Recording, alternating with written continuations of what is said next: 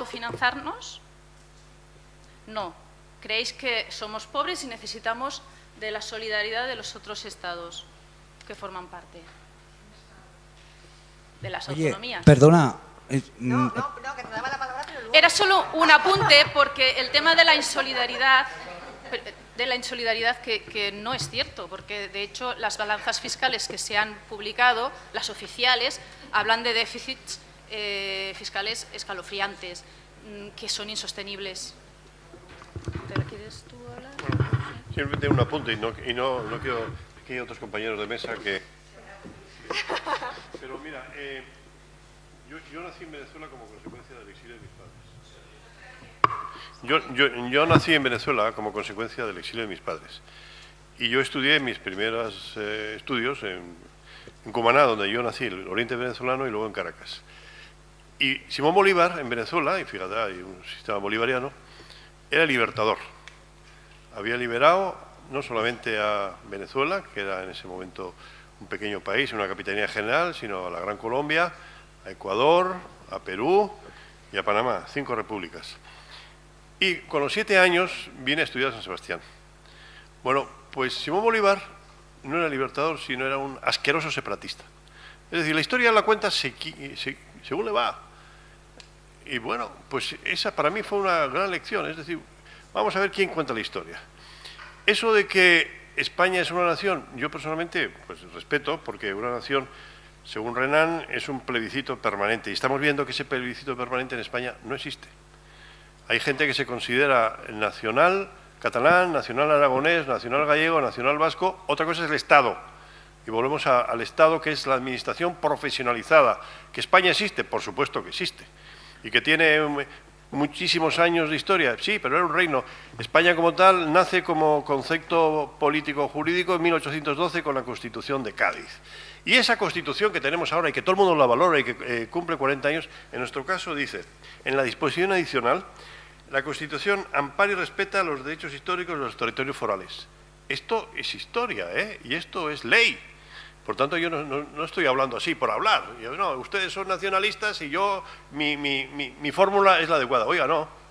Y ese Estatuto de Autonomía de Gernika, que además me ha recordado lo que tú has leído, dice en la disposición adicional, la aceptación del régimen de autonomía que se establece en el presente estatuto no implica renuncia del pueblo vasco a los derechos que como tal le hubieran podido corresponder en virtud de su historia. ¿Qué significa esto? Pues que es una ley, que es ley orgánica. Lo que pasa es que no se sabe. Cuando tú discutes en Madrid estas cosas, la gente no tiene ni idea. Porque no ha leído ni la Constitución, como no ha leído ni el Quijote y no han leído nada. Estás hablando siempre en el vacío, con sentimiento. Uno es nacionalista español, yo soy español y no tiene que existir más que ese sentimiento español y de la selección española, de la Roja y del Real Madrid. Pues muy bien, eso lo he vivido yo, bueno, pues 30 años en Madrid, a mí no me están enseñando nada. Por tanto, yo creo que para arreglar este problema hay que enfriar. Así como hace mucho calor en esta sala, se ha puesto aire acondicionado. Si no se pone aire acondicionado a la política española, es que no se va a poder discutir absolutamente nada. Y la próxima reunión que va a tener el presidente de la Generalitat de Cataluña en el Palacio de la Moncloa con el presidente Sánchez va a ser fundamentalmente de todas estas cosas. ¿Que las va a poder llevar a la práctica? No lo creo. Yo personalmente no lo creo. ¿Por qué? Porque hay una Constitución muy rígida que no acepta el ejercicio del derecho de autodeterminación y que se puede negociar otro tipo de cosas.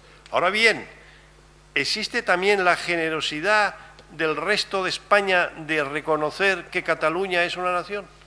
Yo creo que no, porque se le ve con mucha agresividad y es difícil una situación de tanta agresividad y tenemos políticos en este momento en prisión. Es decir, es una situación muy complicada que no se resuelve diciendo no, España es una nación y aquí Manolo Escobar, Rocío Jurado. Oiga, no, eso ya está pasado de moda. Aquí cada uno tiene sus propios valores, sus propios sentimientos. ¿Que queremos convivir? Claro que queremos convivir, pero vamos a convivir, usted me respeta y yo lo respeto a usted. Vamos a establecer unas reglas del juego bilaterales y además blindadas, para que con una ley orgánica usted no me lamine, como dijo Alfonso Guerra, que habían cepillado el Estatuto catalán y se regodeó mucho, ¿no? Y además se nos acusa a catalanes y vascos de que somos insolidarios y de esa manera no se puede llegar a ninguna... Eso no es cierto, porque lo que ha comentado Laura, que es verdad, si en este momento Cataluña fuera un Estado independiente fuera de España, yo no sé cómo se podría vivir del cuento en algunos, no me refiero a Aragón, que fundamentalmente reconozco que si alguien tiene derecho a hacer un planteamiento nacionalista es el Reino de Aragón, es Aragón. Pero hay otras regiones artificiales que han sido creadas fundamentalmente como un proceso de homogeneización de todo el proceso autonómico, porque existía una cosa que se llamaban los militares y el 23 de febrero.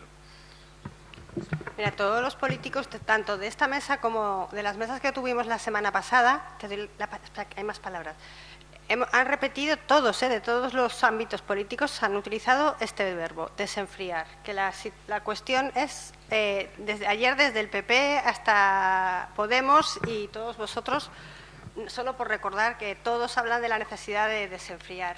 Creo que Adrián me había pedido la palabra. Sí.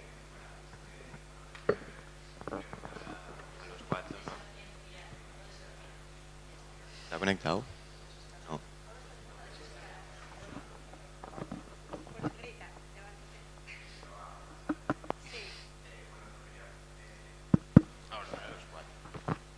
Sería pues sobre el modelo territorial, que bueno, además de lo que diríamos las comunidades autónomas, yo creo que también hay como un problema de cohesión territorial en lo que es el plano local, la despoblación.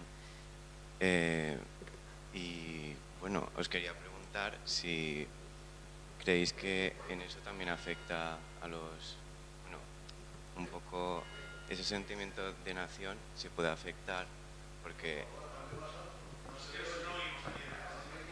Vale, perdona.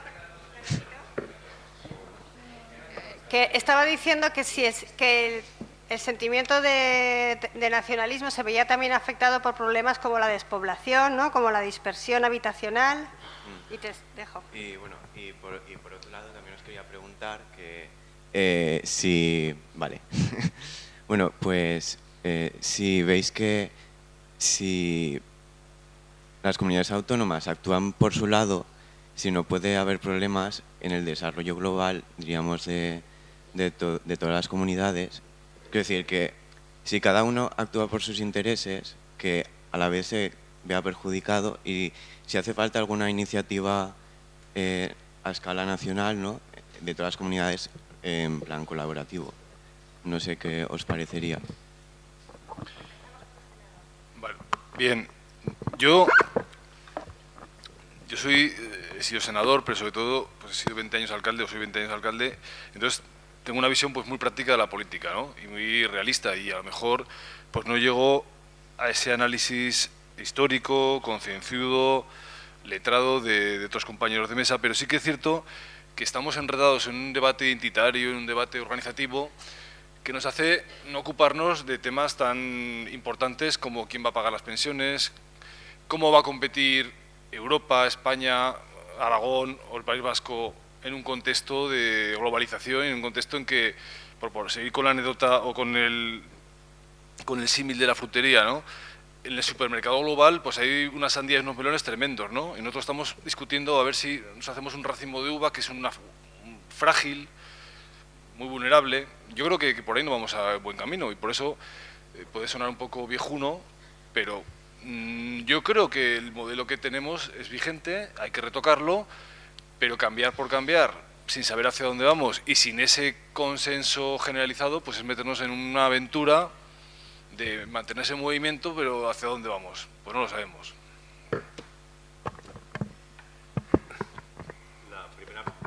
La primera pregunta no la he entendido. La segunda, yo sí creo que parte de una premisa errónea, pienso, es mi opinión, no intento convencer a nadie.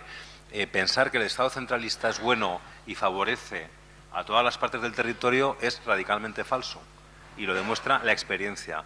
Yo discrepo, esta mañana estaba en Radio Nacional y lo decía yo, la expresión de la España vacía me parece un error.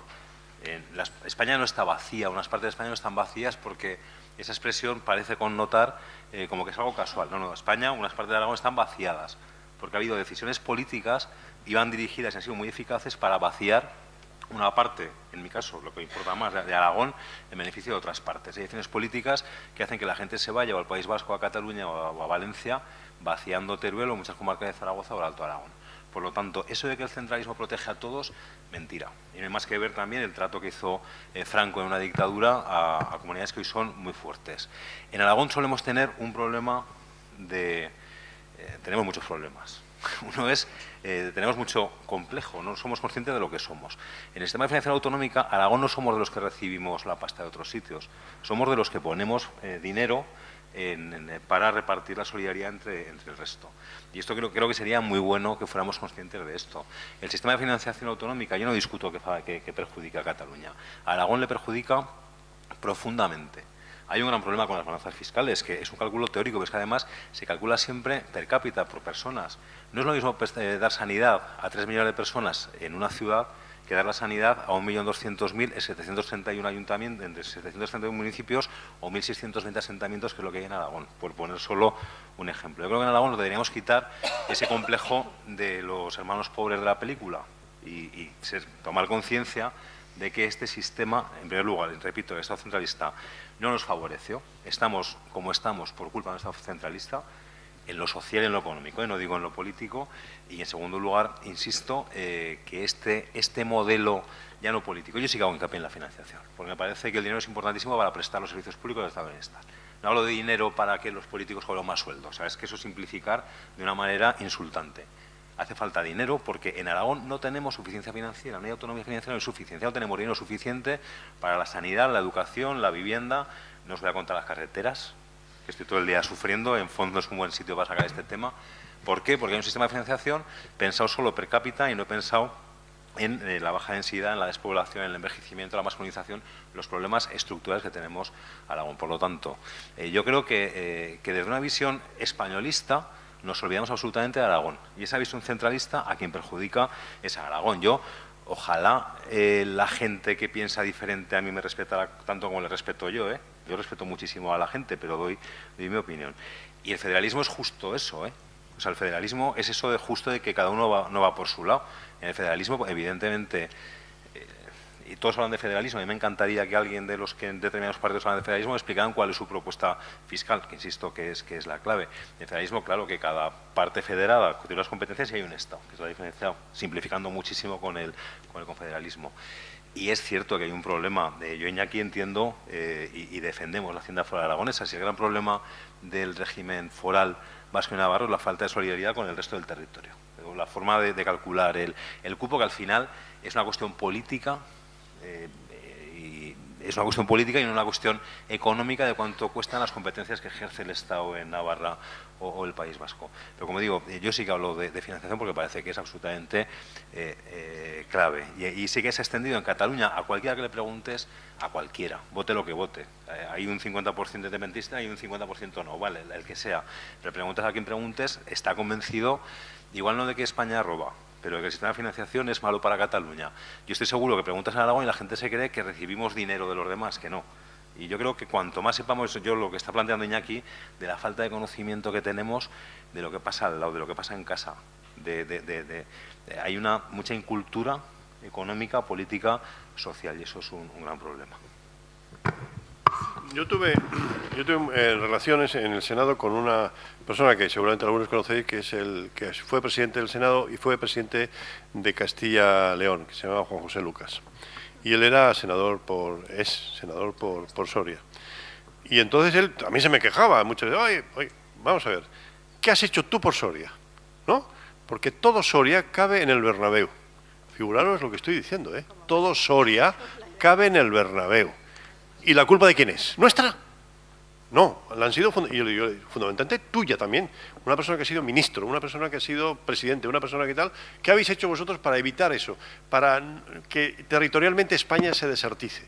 Que no ha sido solamente en la época de Franco, porque cuando ETA actuaba, indudablemente pocos querían ir al País Vasco. Y en relación con el tema de la negociación, que toda la negociación, lógicamente, cada uno barre para casa, pero en la última negociación con el gobierno de Rajoy, nosotros en principio pusimos encima de la mesa el tema de las pensiones, pero no el tema de las pensiones para los vascos, sino para todos los ciudadanos españoles, que dijeron, además, los primeros acuerdos que habían tomado los sindicatos. Luego ya se desvirtuó absolutamente todo, pero resulta que no había dinero, y se sacó dinero, porque nosotros pusimos como condición sine qua non que había que subir el 1,6, había que reunir el Pacto de Toledo, había que quitar la cláusula de sostenibilidad, todo ese tipo de cosas. Es decir, que eso no se valora, pero fue un partido nacionalista el que lo hizo, ¿eh?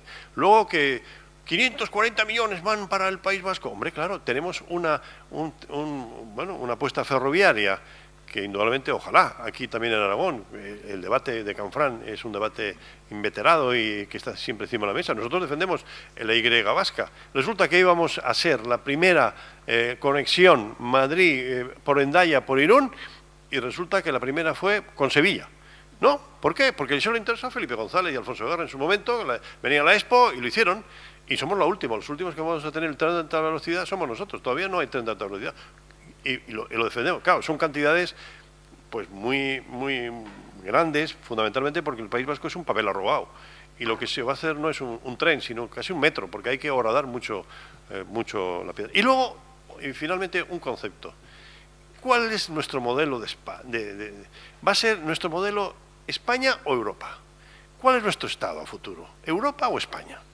¿España dentro de Europa? Sí, pero Europa no va a hacer nada en el mundo globalizado con todos los frentes abiertos que tiene la inmigración, la defensa, la política exterior, la cultura, absolutamente todo. Y entonces ahí, lógicamente, nuestro Estado es Europa y además tiene que trabajar en red. Son debates que hay que poner encima de la mesa y que no se ponen. Estamos hablando solamente de España-Madrid. Y eso es lo que yo me revelo. Porque si fuera una España que respetara sus propias naciones y sus propias nacionalidades y tuviéramos una monarquía que fuera un pacto con la corona y no lanzara el semejante discurso el 3 de octubre que lanzó el otro día, que lo único que le faltó fue ponerse un uniforme militar, pues indudablemente es muy normal que la gente catalana no se siente identificado con ese Estado español, ¿no? Son -20, tengo 3 palabras cogidas: Vicente, Jesús... Vicente, Jesús, Diego, ¿alguna más? Ay, perdona, sí. ¿Cuántas? Vale. Perdona, no sé tu nombre. Pilar, Ernesto, Carlos y Gillian. Vale. Nos quedan 20 minutos. No sé si me da tiempo, Esther, te dejo un repreguntar. Si no, tenemos todas estas por delante. Por favor, os pido que seáis breves en las preguntas y en las respuestas.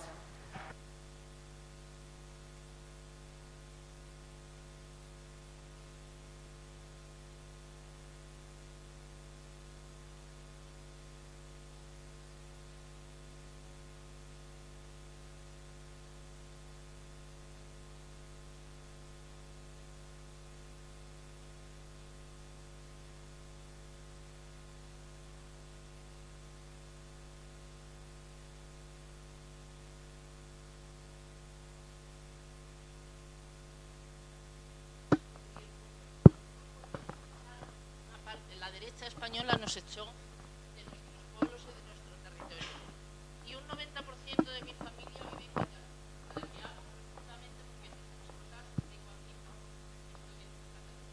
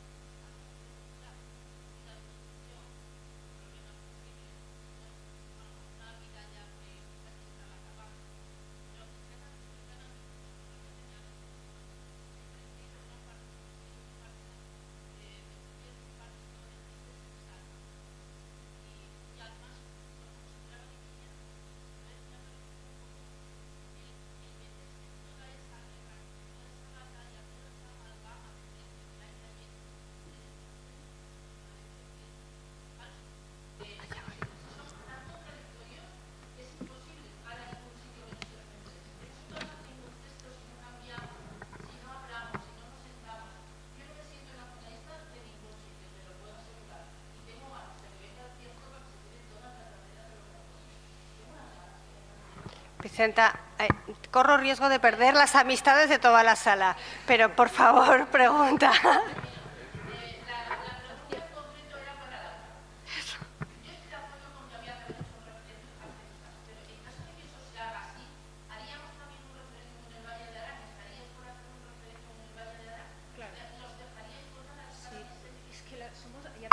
os lo he dicho antes que independentistas, antes que republicanos, somos demócratas.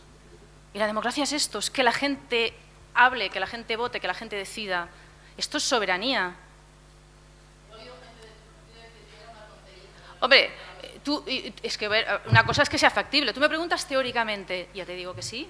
Otra cosa es que teóricamente esto se lleve a la práctica porque la gente del Valle de Arán lo pida. Pues, ¿sí? Ah, bueno, pues igual yo no me he enterado, fíjate. Ya preguntaré, a ver cómo va el tema del referéndum de autodeterminación del Valle de Arán. Diego.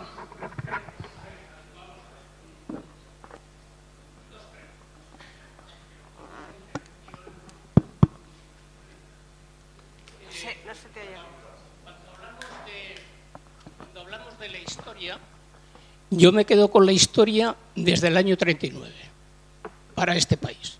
Porque claro, la historia de cuando vinieron los celtas, los fenicios, yo desde el año 39. En el año 39, por no dejar hablar el euskera y el catalán, el dictador que está en el Valle de los Caídos hizo posible que las dos comunidades autónomas, todas las industrias de este país se fueron ahí. Y entonces tú sales y dices, es que el 20 y tanto % de la producción, el 20 y tanto, el 30 de no sé cuánto, claro. Y si nos los hubiesen dejado al resto de España, ¿quién tendría más beneficios? Y luego, esa es una pregunta. No podéis sacar pecho porque resulta que gracias al dictador tenéis esa cantidad de industrias y de dinero que recogéis. Sí, claro, porque esa es mi historia, ¿sabes? No es la del siglo XVII. Y luego otra pregunta. Con un gobierno que no respeta las leyes o nuestras leyes, hombre, hubo una semana, un 6 y un 7, que hubo un parlamento que se saltó todas las leyes. ¿Te parece que eso era normal y democrático? Gracias. O sea, Diego, preguntas por si el procedimiento del 6 y el 7 de junio del Parlamento de Cataluña fue democrático. Gracias. El procedimiento fue declarado democrático por el Tribunal Constitucional porque fue lectura única y trámite de urgencia, que es el mismo trámite que siguió la reforma del Tribunal Constitucional, muy criticada por la Convención de la Comisión de Venecia del Consejo de Europa, que criticó esta reforma del Tribunal Constitucional por lectura única y trámite de urgencia. Es el mismo trámite que se utilizó el día 6 y el día 7. Por lo tanto, el Tribunal Constitucional, cuando habló sobre el tema, dijo que era completamente legal y completamente constitucional, porque además se hace en todos los parlamentos este tipo de trámite. O sea, que una cosa es lo que decíamos antes de las fake news, que he visto que vosotros habéis hablado de esto. Hay mucha intoxicación sobre el tema de Cataluña. El día 6 y el día 7 se dio más voz a la oposición. Claro, sí, tú lo viste por la televisión, pero te puedo decir que con crono en mano, coge el diario de sesiones. Mira, hay cosa más fácil que coger el diario de sesiones y leérselo. Verás que todos son pedidas a voz alzada y se las daba a todo. Y reconsideraciones y no sé qué y no sé cuántos. Y la mesa lo hizo todo. Lo que pasa es que la imagen que se dio es que eso era un desbarajuste. Eso es lo que pasó el día 6 y el día 7. Pilar. No. Yo ya he hablado del fondo. No. He hablado del fondo y de la forma. No tiene nadie la palabra, ni este lado ni nada. Por favor, no. Ya está, quiero decir. Si quieres, me levantas la mano y le respondes, ¿vale? Yo te doy la palabra encantada. Pero tiene Pilar.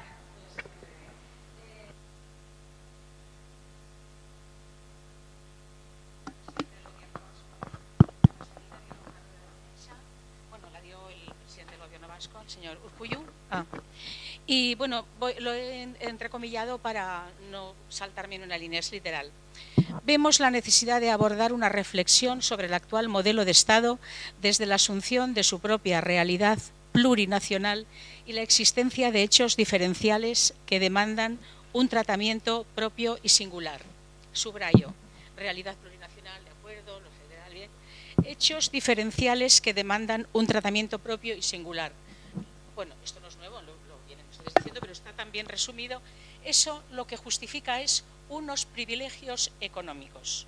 Totalmente, porque la sanidad vasca está muy bien financiada. Tengo que decir a favor de los vascos que creo que han sido muy buenos administradores, en mi opinión personal, y no ha habido casos de corrupción, así que por eso les felicito. No ha ocurrido como en Cataluña, que la corrupción ha sido pues bueno, tan gorda como... Entonces, por favor, permíteme. Luego usted dice que en la Constitución, efectivamente, ese artículo de la Constitución tiene el mismo valor legal, orgánico, de rango, que cualquier otra de la Constitución que ahora piden modificar. Por lo tanto, se puede modificar la Constitución del mismo rango orgánico que también se podría. En definitiva, mi pregunta, pero ahora la pregunta la voy a hacer, pero quiero aclararle a su compañera. Vimos la televisión, yo le voy a recordar lo que dijo en televisión el señor Joan Coscubiela, el líder del PSC, ya no le digo lo que dijeron nosotros, que eso no era democrático, que se habían... No, perdone, en los días 6 y 7 de septiembre todos vimos la tele, vimos cómo se ustedes con su oposición y la respuesta que dieron Joan Coscubiela y el líder del PSC. Yo no hablo ni del PP. Solamente eso que todos hemos visto, lo hemos visto en directo. Perdone. Entonces mi pregunta, como en definitiva de lo que se trata es de sustentar unos privilegios económicos al final, porque el dinero, usted lo ha dicho muy claro, tiene toda la razón, financia. ¿Ustedes no creen que en el siglo XXI, en el momento en que estamos, el bien jurídico más digno de protección no es la igualdad de todos ante la ley, vivan donde vivan? Y hayan nacido donde hayan nacido, no me he extendido, sin privilegio ni de casta, ni de nación, ni de nacionalidad, ni de región, ni de... Queda claro. Por supuesto, pero usted está, no sé, me parece, con todo respeto, mezclando las cosas, ¿no? Porque vamos a ver, el concierto económico es un sistema de riesgo. Nosotros tenemos que recaudar más de lo que gastamos, como en una casa. Si gastamos más, no podemos llamar a papá Estado para que nos pague las facturas, que es el régimen común. Y eso lo hemos hecho como usted ha reconocido, porque tenemos una cierta experiencia histórica de buena administración que se refleja en el concierto económico. Pero si el concierto económico nosotros recaudamos menos de lo que gastamos, no podemos reclamar a nadie. Todo eso que se ha hecho de la sanidad y todo eso que se ha hecho del Guggenheim y todo eso que se ha hecho ha sido con el propio recaudación y los préstamos que hemos ido solicitando y que se han ido pagando absolutamente todo. Lo que pasa es que la palabra privilegio suena terrible. A fin de cuentas, vamos a ver, vamos a suponer que se ponen todos los partidos de acuerdo y eliminan el concierto económico y el convenio de Navarra. ¿Qué lograrían? ¿Qué problema solucionarían en España? ¿El cupo va a subvenir los gastos de solidaridad de toda España? No. Harían un agujero terrible a una comunidad que funciona, como usted bien dice, que funciona bien la sanidad y que funciona bien. Y le vuelvo a repetir, el concierto económico es un sistema de riesgo.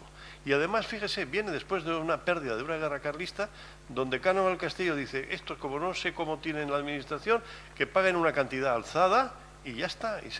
Y lo quitó Franco y se recuperó con Adolfo Suárez. Por tanto, yo no sé qué daño hace eso. Y a nosotros lo que quisiéramos, como usted bien ha dicho, Urkullu, cuando sale a la rueda de prensa en el Palacio de la Moncloa, no dice Cataluña y el País Vasco tienen que eso, sino dicen todos aquellos. Nosotros no podemos imponerle a Extremadura, ni podemos imponer a ninguna otra comunidad autónoma que sean lo que no quieran ser. Al contrario, que nos parece que todo el mundo tiene absolutamente todo su derecho a reivindicar lo que crea conveniente, pero nosotros reivindicamos lo nuestro. En la época de Rajoy, ¿usted sabe cuántas veces le recibió a Urkullu Rajoy? Ninguna. Solamente se acordó de él cuando lo necesitaba. Que eso, bueno, pues menudo privilegio es. Y privilegio, vuelvo a repetir, eso lo tiene Madrid. Lo tiene Madrid. Madrid es el gran privilegiado, con la corona, que no tiene más que privilegios. Es decir, a mí no me compare los privilegios de un concierto económico donde yo tengo que recaudar más de lo que gasto con lo que el despilfarro que hay por todas partes. Nos quedan 7 minutos. Siento que los últimos os voy a decir las preguntas seguidas y que responda quien sean. No, Carlos. ¿Que no pasas palabra? Pues, Kilian.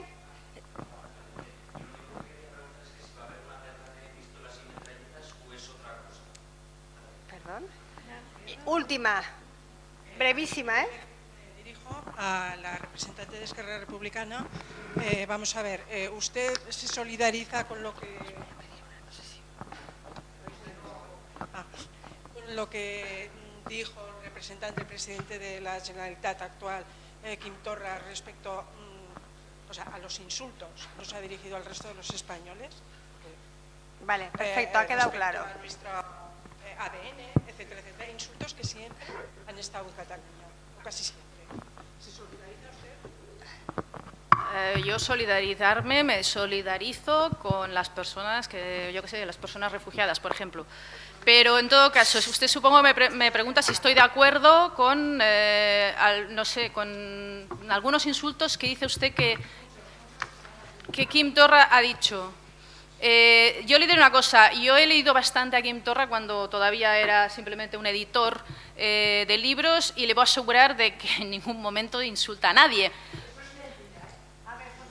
Basta ya, no, en serio, es que la que me voy a enfadar yo le contesto. Contesta Laura las preguntas que ha quedado pendientes. Otra cosa que no le guste, silencio. que digamos que no, cuando uno no está de acuerdo, lógicamente no te gusta, porque digamos que te saca de tu zona de confort. Pero en todo caso, ha habido mucha manipulación informativa y que conste que no es decir, somos de partidos distintos. Bueno, él de hecho no es de ningún partido, porque es una plataforma, Junts per Catalunya, no es partido, ¿no? Pero en todo caso, se ha sacado de contexto lo que se ha dicho de Quim Torra, porque bueno, es decir, lo que decía precisamente el tuit ese polémico o el artículo polémico, si lo lees, dice todo lo contrario de lo que se le ha querido decir, pero yo he leído a Quim Torra, usted no ha leído a Quim Torra. ¿Así? Oh, vaya, así ahora, pues mira, fíjate. Y ya, bueno, yo creo que aquí esto podría ser un fake news. Pero bueno, en todo caso, un apunte que quería decir antes, lo de la corrupción en Cataluña, 87 años de historia Esquerra Republicana, 0 casos de corrupción. Es decir, que también tenemos una buena de esto. Y luego otra pregunta de cómo nos comportamos con la oposición el 6 y el 7 de septiembre. Yo es que esta pregunta pregunto, ¿qué hicimos el 6 y el 7 de septiembre? Porque no lo he entendido. ¿Cuál era realmente? No, no es cierto, no es cierto. Ya le digo que el Tribunal Constitucional se ha pronunciado y nos ha dicho que eso, aparte de que se hace en todas partes, es completamente legal. Lo he dicho antes. Y es más, esto en cuanto a la forma y en cuanto al fondo, ya he dicho que, en fin, que se dio más tiempo a la oposición que a los grupos. Muchas gracias. Lamento que ya hemos acabado hablando de insultos y no de proyectos ni de España, pero bueno, el debate es libre y las intervenciones son libres. Muchísimas gracias a los 4 ponentes por haber aceptado la invitación de la Universidad de Zaragoza y muchas gracias a los alumnos y a los vecinos de Fonz que están aquí. Me gustaría que no se fueran brevemente, porque me gustaría que subiera Toño, el alcalde de Fonz, para clausurar los cursos. Un segundo, por favor. Gracias a todos.